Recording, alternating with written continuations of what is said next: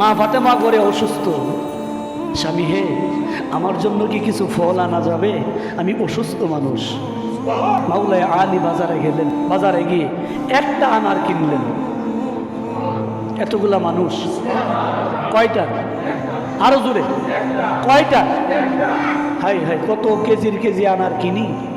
আর মাওলানা আলী একখানা আনার কিনলেন। একখানা আনার কিনে এটা কাগজে মুড়াইয়া বাড়ির দিকে রওনা দিলেন।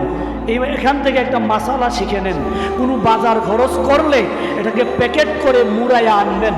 5 কেজি কাতলা মাছটা ঝুলাইয়া ঝুলাইয়া মানুষকে দেখায় আইনেন না, নজর লাগবে এক শ্রেণীর। আর আরেক শ্রেণী গরিব, তার জীবনে 5 কেজি মাছ খাইতে পারবে না। মশালা হচ্ছে বাজার থেকে যা কিনেন এটা মুড়াইয়া প্যাকেট করে আনবেন, যেন কেউ না দেখে। এটা দেখলে গরিব মানুষের কষ্ট হয়। কি হয়? কি হয়? আরো জোরে বলেন, কি হয়? মাওলানা আলী আনারটা কিনে প্যাকেট করে মুড়িয়ে নিয়ে আসতেছেন।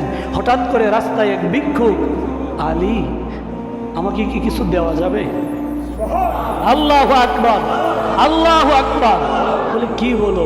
ওই যে কোরআনের আয়াত, ও আম্মা সাইলা ফালা তানহার, ভিক্ষুক চাইলে দেওয়া যায় না। আহলে বাইতের এখানে ওই আয়াত নজরে চলে আসলো। হাই হাই, কি করা যায়? বলতেছে আলী দাও না কিছু, মনে হয় কিছু আছে। আল্লাহু আকবার। মাওলানা আলী বলল, আছে একটা আনার, আনারটা অর্ধেক করে, অর্ধেক তুমি খেয়ে ফেলো আর অর্ধেক আমি বাড়িতে নিয়ে যাব। আল্লাহু আকবার। আছেন কেউ এমন? আছেন? আছেন এরকম কেউ? মাওলানা আলী অর্ধেক খেতে দিলেন। অর্ধেক খাবারের পরে ভিক্ষুক বলতেছিল যে আলী অর্ধেক দিছো, পেটটা পুরে নাই, আরো যদি দিতাম। বাকি অর্ধেক খাইলে আমার পেটের খিদা নিবারণ হতো। মাওলানা আলী বলল, যা পুরাটা খেয়ে পেটের ক্ষুধা নিবারণ কর। আল্লাহু আকবার, আল্লাহু আকবার। আসাদুল্লাহিল গালিব বাড়ির দিকে আসতেছেন। মা ফাতেমা অপেক্ষায় আছেন, মাওলানা আলী ফল নিয়ে আসবে। আসছেন, মা ফাতেমা সুস্থ, পরিপূর্ণ সুস্থ হয়ে দরজা খুলে হাসতেছে। কারণ হচ্ছে দান সদকা করলে রোগ বিমার আল্লাহ দূর করে দেয়। আল্লাহু আকবার। আমাদের এই বিশ্বাস নাই, আমরা রোগ হলে আগে দৌড় দেই ডাক্তারের কাছে। না, আগে দান খয়রাত করবেন, তারপরে ডাক্তারের কাছে যাবেন। আপনারা এমন রোগ দিতে পারে পৃথিবীর কোনো চিকিৎসা আপনাকে কাজ করতে।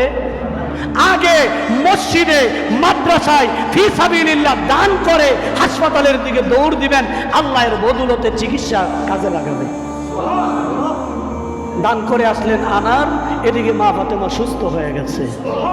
আল্লাহু আকবার, আল্লাহু আকবার। ফাতেমা বলে